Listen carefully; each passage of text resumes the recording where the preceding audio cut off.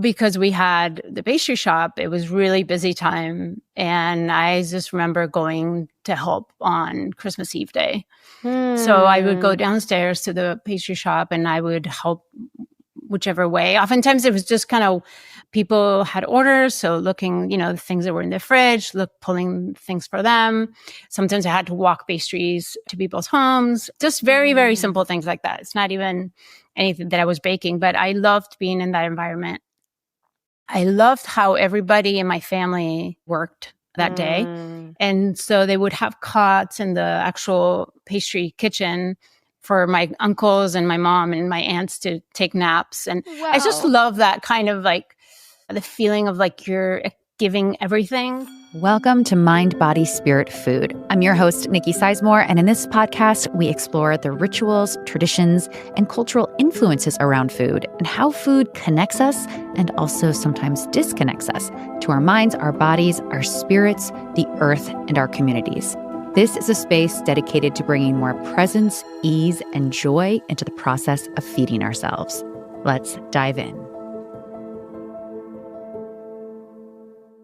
Hello, my friends, and welcome back to the show. I am so glad you're here. Today, I'm speaking with somebody that I have admired for a really long time. I speak with Aran Goyoaga, an acclaimed cookbook author, photographer, and a professionally trained pastry chef who is also gluten-free. Aran is a 3-time James Beard Award finalist, and her latest 2 books include Cannelle et Vanille Bakes Simple and Cannelle et Vanille Nourishing Gluten-Free Recipes for Every Meal and Mood.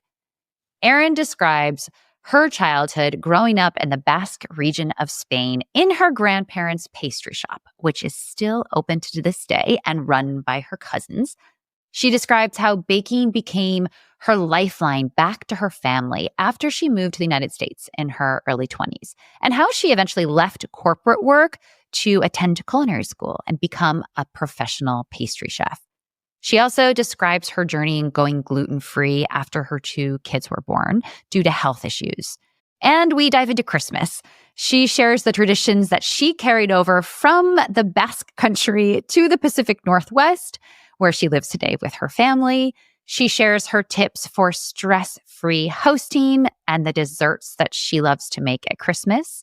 And also be sure to hop over to the newsletter this week because she shared her recipe for sweet potato and chocolate marbled gingerbread, which is gluten-free and dairy-free and looks absolutely incredible. Now, trigger warning. Aran opens up about the eating disorder that she experienced in her early 20s.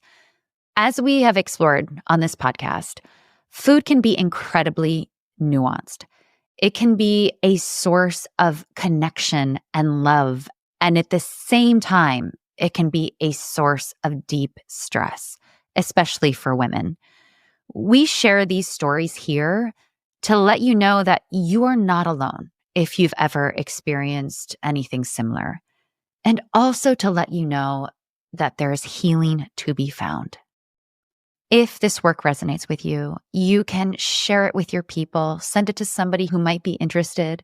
You can rate it on your podcast app, and you can become a subscriber to the Mind, Body, Spirit, Food newsletter. If you become a paid subscriber for just a few dollars a month, you make all of this work possible. As a paid subscriber, you get the full recipe archive. I send out brand new recipes each week. You get bonus content, and you get a discount on my one-on-one coaching and cooking sessions. In those sessions, I work with clients to help them uncover the challenges and blocks they have around cooking and eating. We tap into their intuition, discover their unique digestion, and create meaningful shifts. If that work is calling to you, I've included a link in the show notes where you can sign up. I would love to work with you. All right, my friends, let's dive into the show.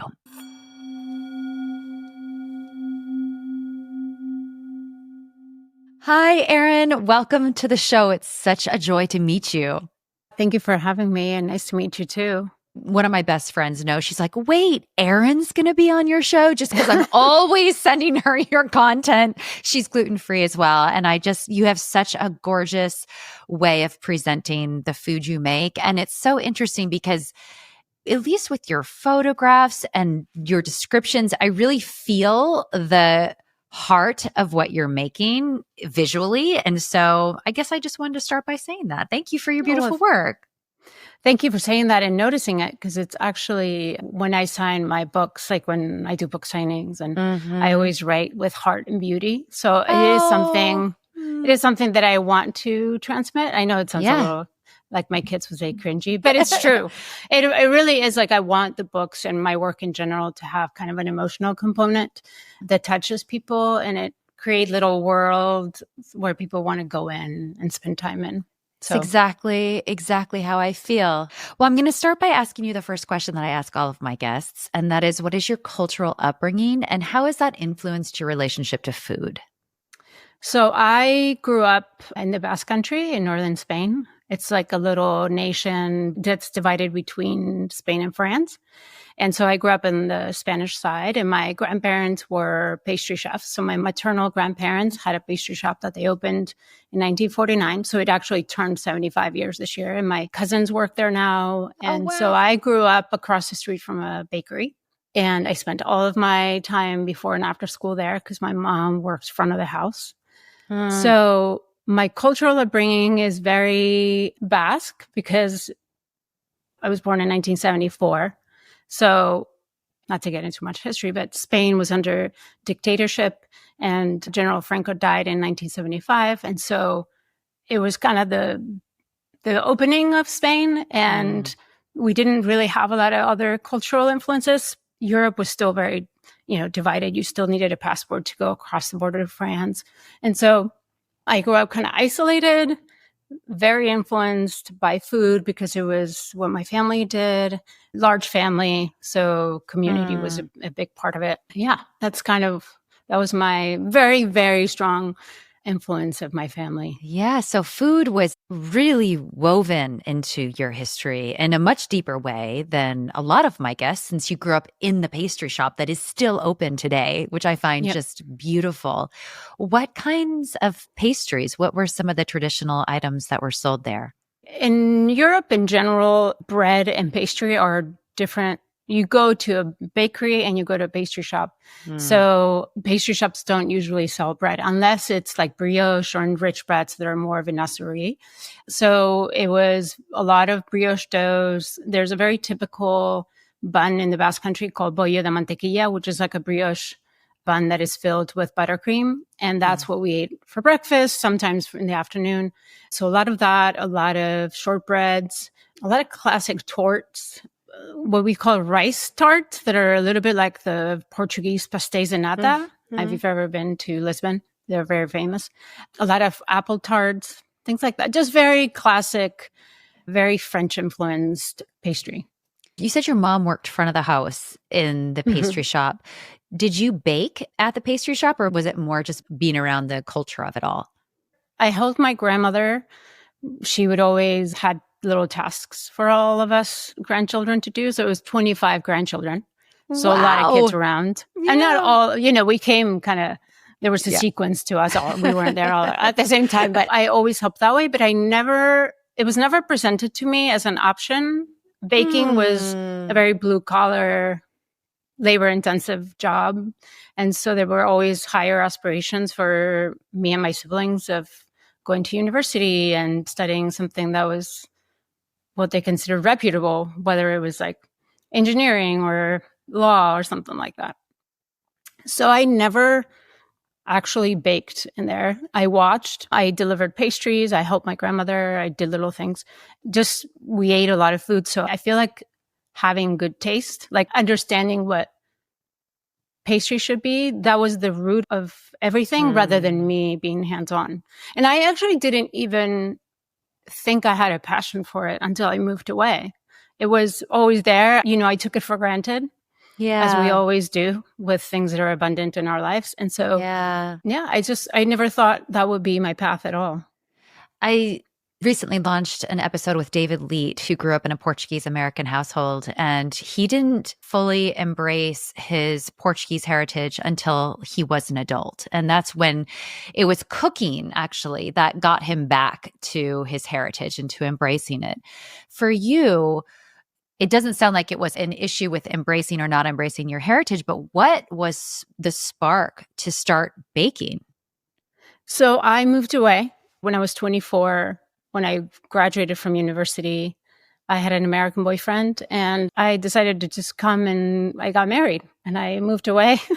And when I moved away and I was working, I had studied business and economics. So I was working corporate jobs as soon as I was able to have a work visa. And I just realized that that was not what I wanted to do. I couldn't connect with what I was doing. And meanwhile, my family was an ocean away. And so I would talk to them on the phone. And this is even early internet. So our communication was not daily. And I remember just like talking to my mom about cooking and baking and picking her brain about things. And the nostalgia of home and being homesick really brought out that connection that I missed. And I didn't even know that I was going to miss it until I really moved away. And so baking became a way for you to connect back to Exactly. home. Yes. Yeah. And I left, and I know you're going to ask me about this, but I left in it was a difficult time for me because I was going through an eating disorder. And so it's really emotional. Yeah. And I get emotional when I talk about it. Yeah. Well, I appreciate you bringing it up. And I think so many of us who have healed that find it's almost like we went through that because food is such an important part. It's such a vehicle for me of beauty and love, as I know it is for you. And there's so much depth there because I also had to do a massive amount of healing around food. I also went through an eating disorder in my early 20s. Your situation, did that start from being away from home? Was it being in the corporate world? No, it started actually while I was still living in Spain. In Spain. Yeah. I went to a very competitive university. I mean, I think I've had anxiety all my life. It's something that I've dealt with since I was a kid. And so the environment I was in, I just had a lot of stress. And I think the uncertainty of future, I think when you graduate from college, those early 20s, I think are a very difficult time for a lot of people. Yep. It certainly was for me. And so I think it was really anxiety driven. It was very a kind of addictive behavior, a little bit of OCD. And so that developed, I think it was the last year and a half where I was living in Spain, and I moved to the US I brought it here. And so it was a very difficult time for me. And I think I needed that distance from all the source of tension or whatever it was that was surrounding me that I felt like I couldn't deal with. It was a little bit of escaping that, but I think it's really what helped me, actually gave me space to have some introspection and to begin healing. It took a long time. It probably took me a couple of years to correct the behavior a little bit and, not to hurt myself every day. But the thought process of anorexia stayed with me for a long time. Even into my pastry chef years, I feel like I still had that kind of rigidity of mind that comes with people that suffer from disordered eating. Yeah, it's an element of control, right? Yeah. And so it's hard to let that go. I think for me, it's a little manifestation of OCD, which I feel like I've always had a little bit of. But because food was the one thing I understood, and it was so familiar to me because even when I was a kid, I didn't bake in my family's pastry shop, but I always cooked at home.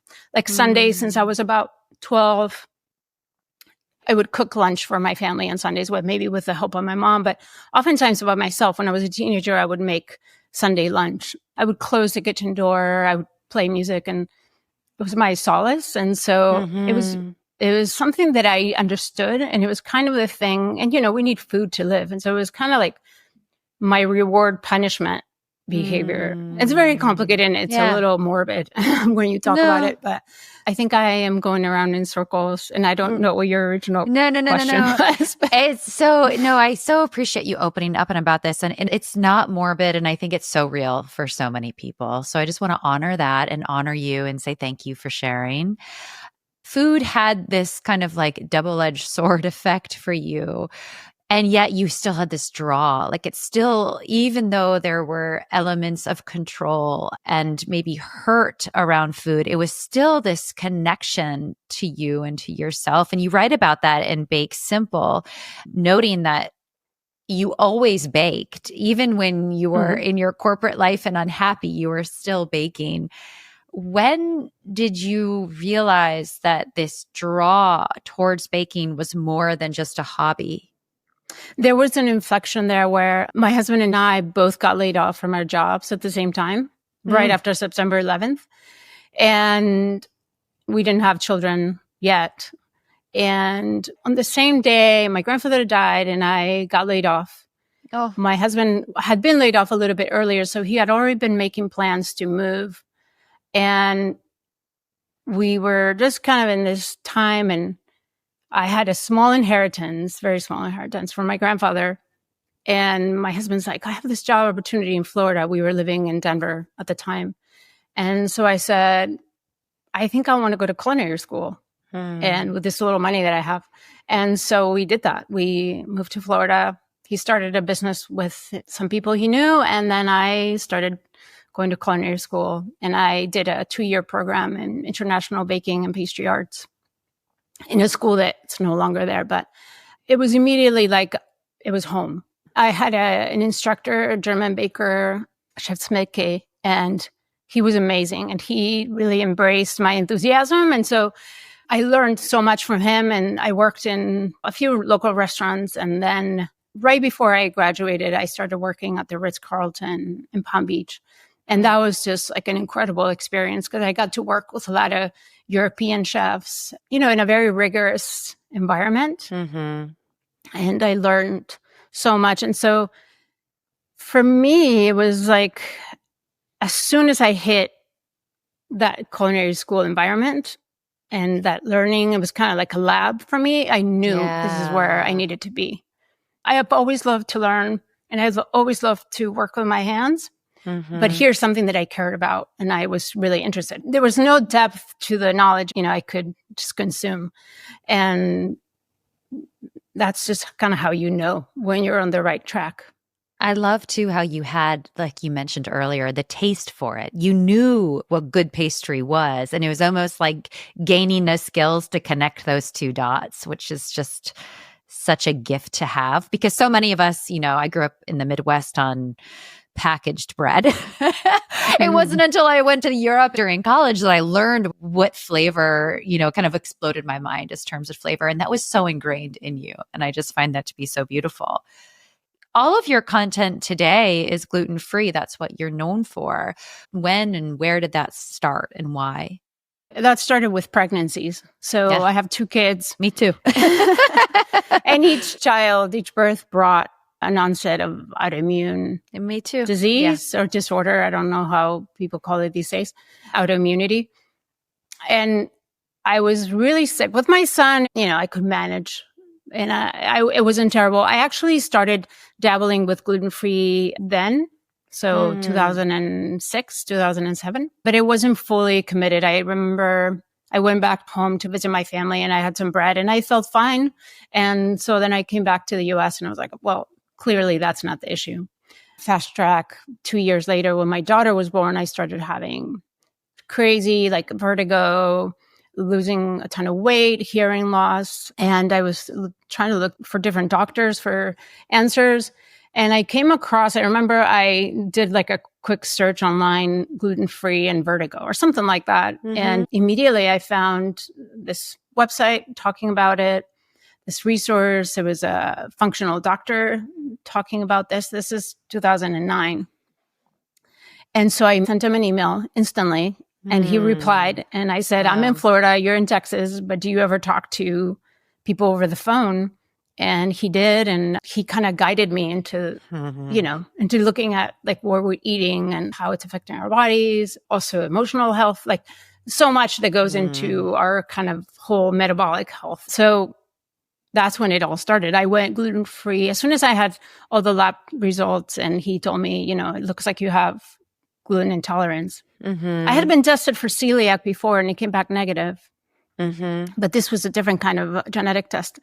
and I went gluten-free that day. It was April 2010, I think. That was another inflection point, which was, if you look at my blog, which I started it in 2008, all the recipes are very chefy, and I used like glucose syrup, glucose powder. I would use all kinds of things that I had been used to using in a professional pastry kitchen. And so when I started having health issues and I realized I needed to change how I was cooking and eating, then everything really changed. Like the blog became a little bit more earthy, natural. Yeah. Even just my writing, my photography changed. Yeah. And I think it was fairly easy for me to make that transition because I was familiar with flours, like alternative flours, what I knew how things behaved. And so I actually felt relief because here was something that I could control. I guess I do think I have issues with control.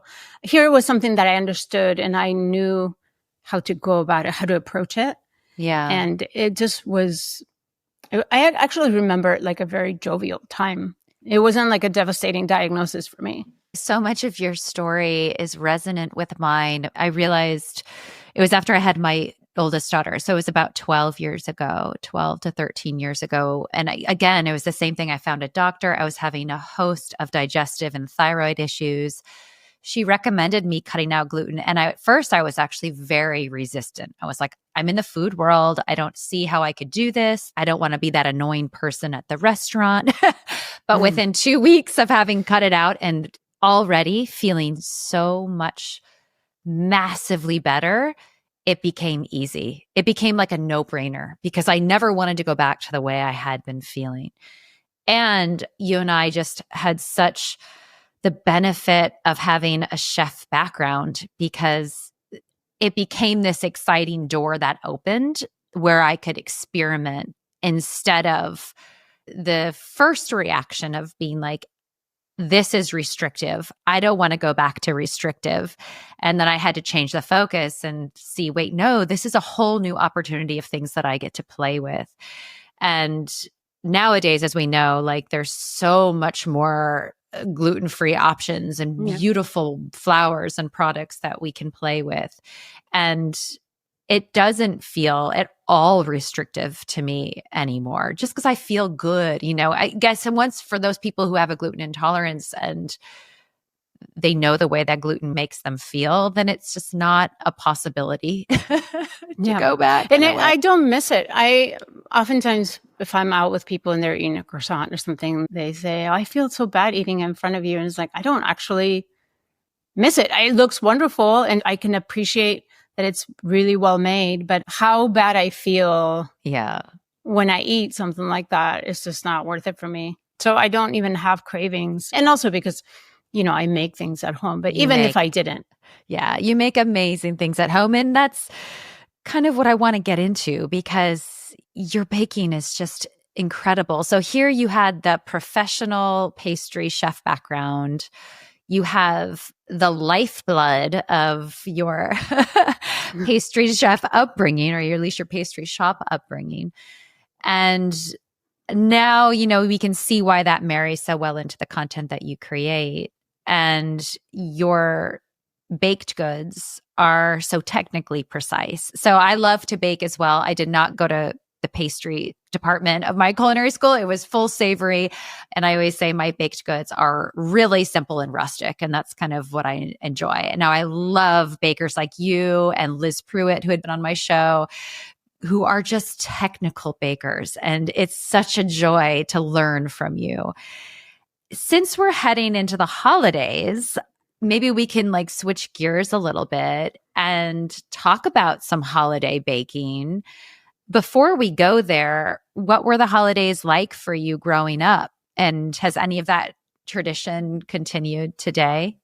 Yeah, I mean, I have such fun memories of holidays. And, you know, because I grew up in Spain, we didn't celebrate Thanksgiving.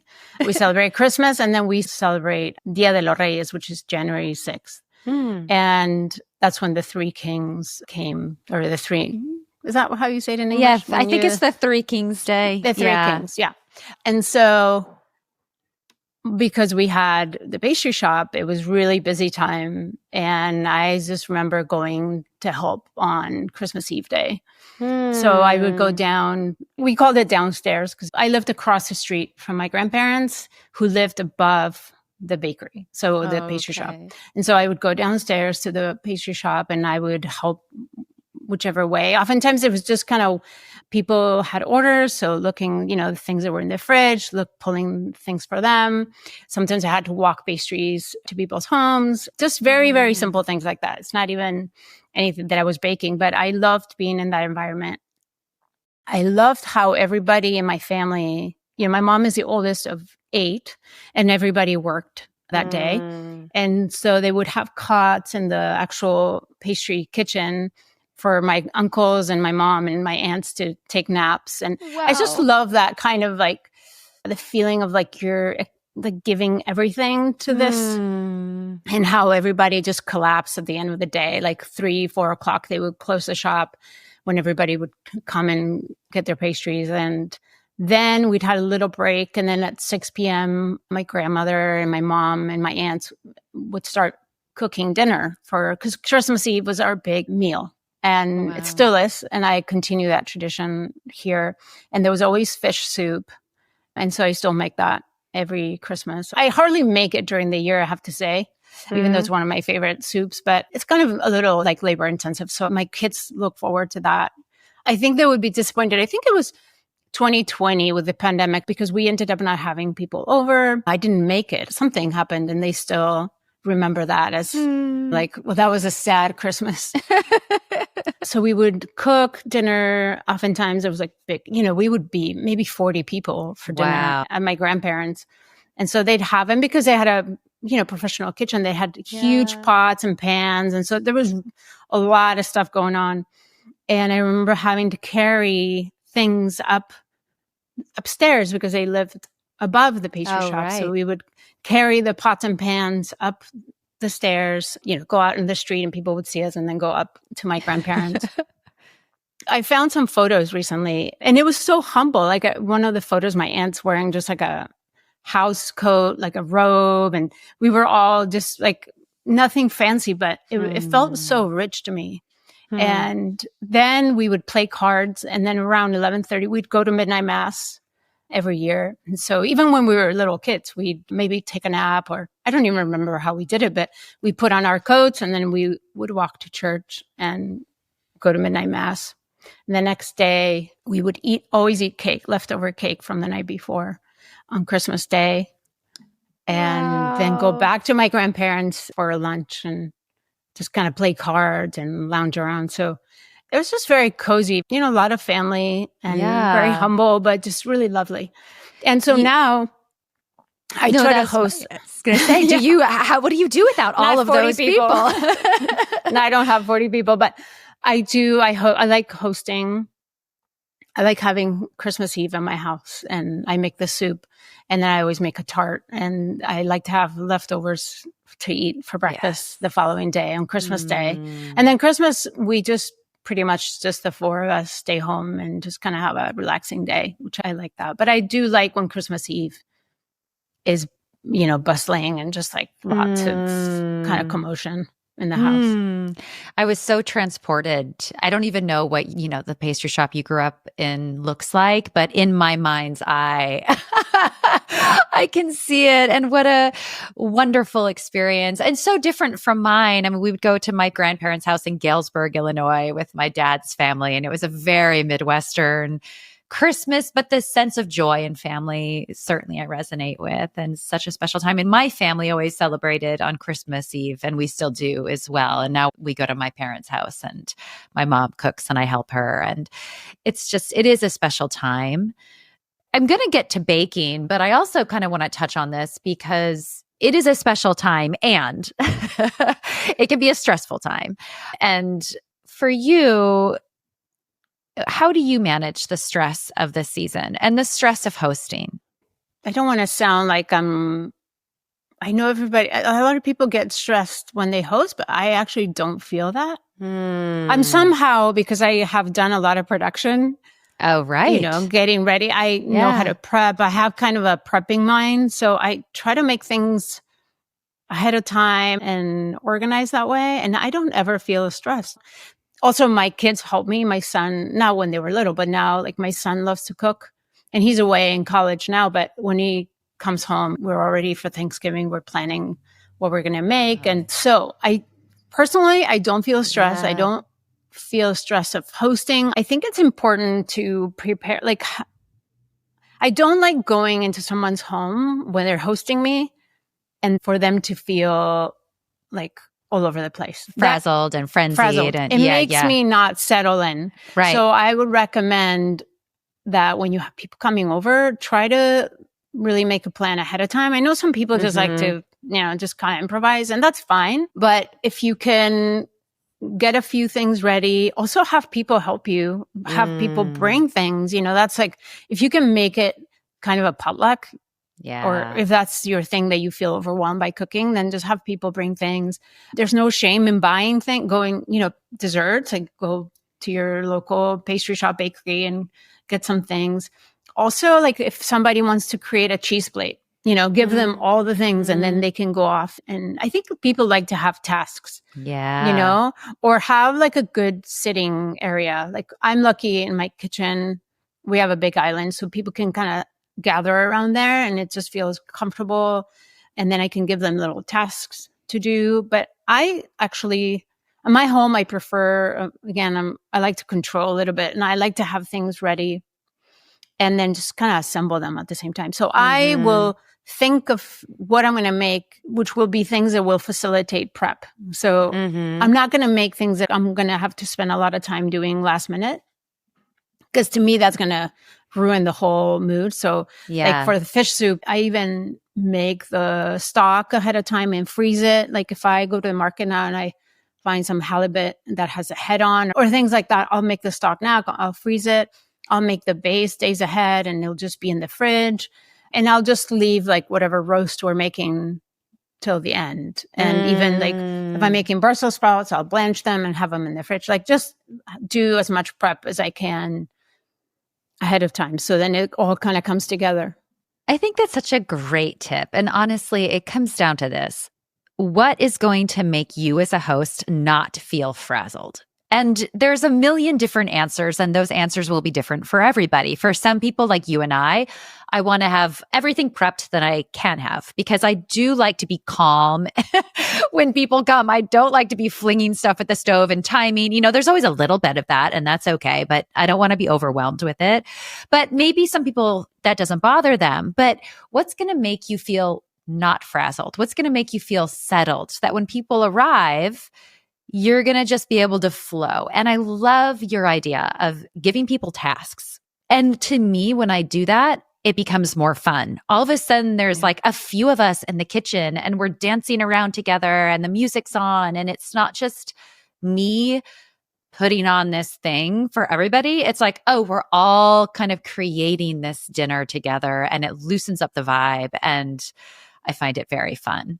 Yeah. And going back to my memories of Christmas, I just remember my aunt used to give me, like, she would make this, what we call Russian salad, which is like it's very typical in Spain, with boiled potatoes and eggs and tuna and all this stuff. And she would just give me potatoes and I would just kind of chop them. Since I was really little, I remember she'd give me like a butter knife because they were boiled potatoes, and I would just cut them really small. And I loved doing that. I loved sitting next to adults and helping them. And so, even if you have children, like, they like participating. Clearly, you're not going to give them something that's overwhelming to them. But I do think people, or at least me, when I go to someone's house, I like to be, either they have made it so comfortable that I just can sit and chat.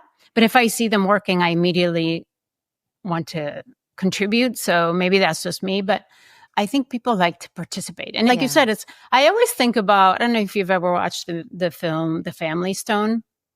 Oh, yes. Have you watched it? Yes. So I don't know that there's like a lot of active cooking, but if you look in the set, in the props, there's so much food, and they talk a lot about what they're going to make and this and that. And there's a lot of kind of action in the kitchen, and I love that feeling. So That's kind of like what gives me comfort, like things to feel like that, like the warmth of a kitchen and people in it.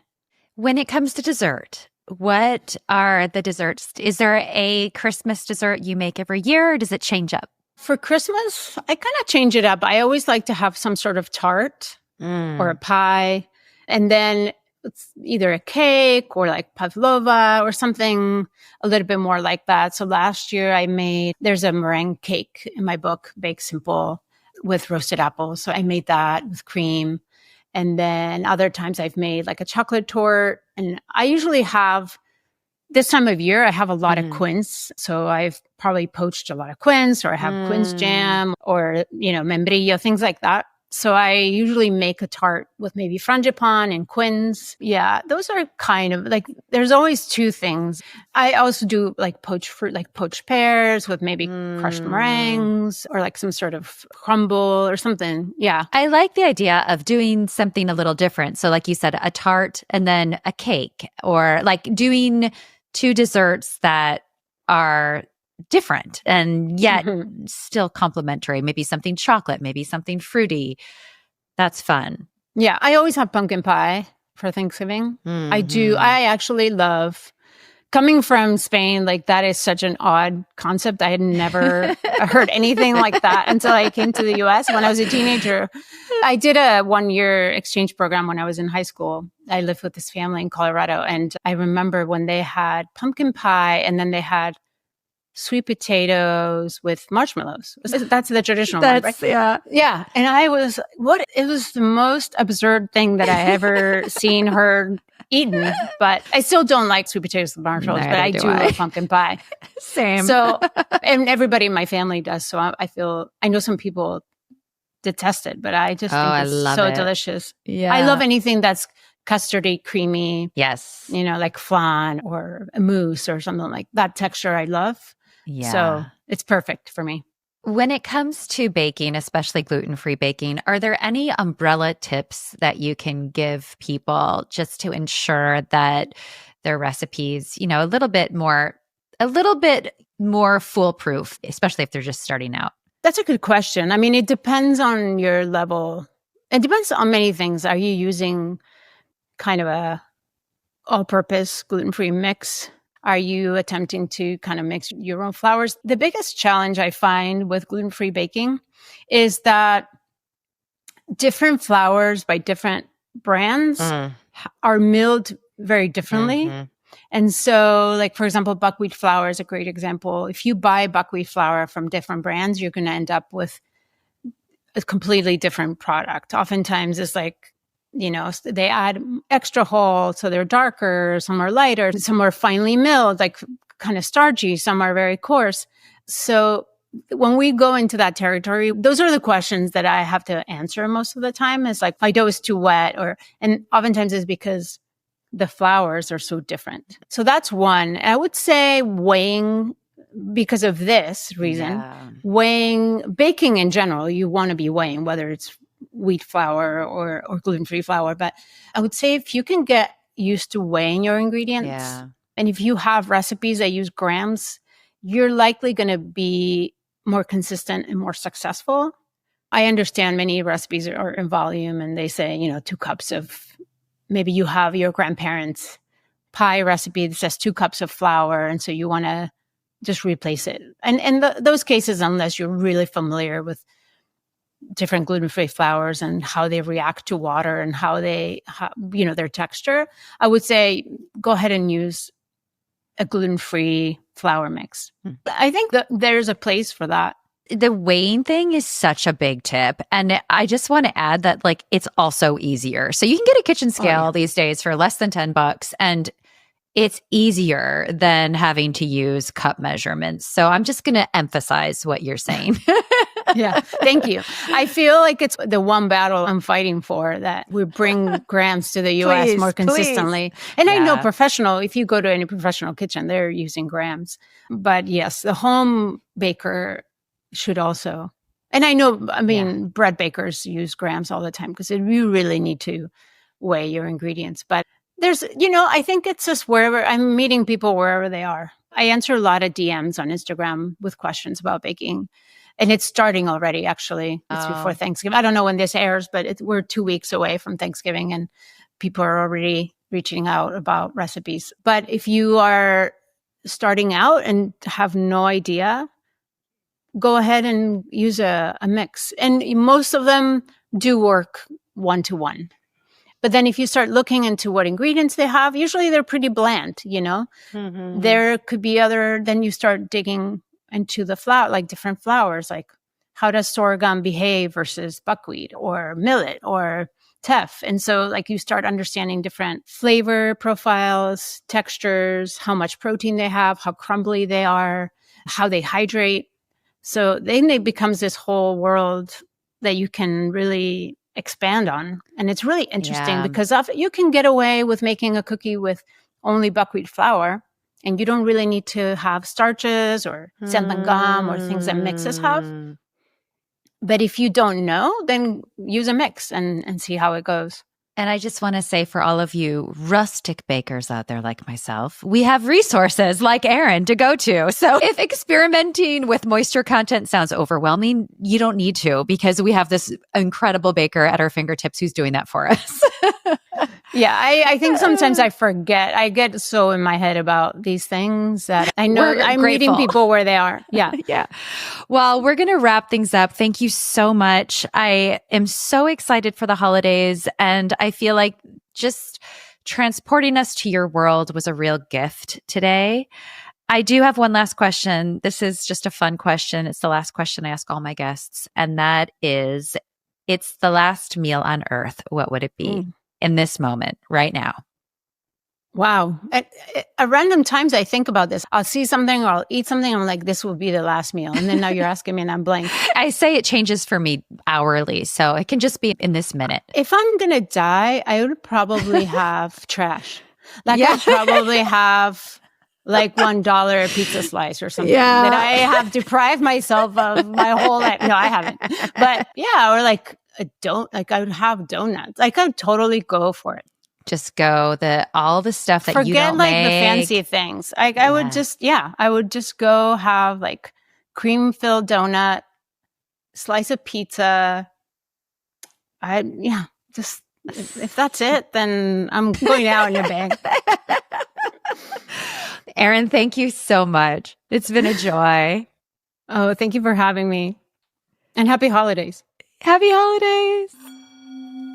Thank you so much for listening. If this work resonates with you in any way, you can support it by leaving a review or comment or sharing it with friends. Also, you can sign up for the newsletter, Mind, Body, Spirit, Food. And by becoming a paid member for just $5 a month, you help fund this entire project. Thank you so much to all of you who are already subscribed, especially to those paid subscribers. This work could not happen without you. I'm Nikki Sizemore, and as always, remember to nourish yourself with intention and love.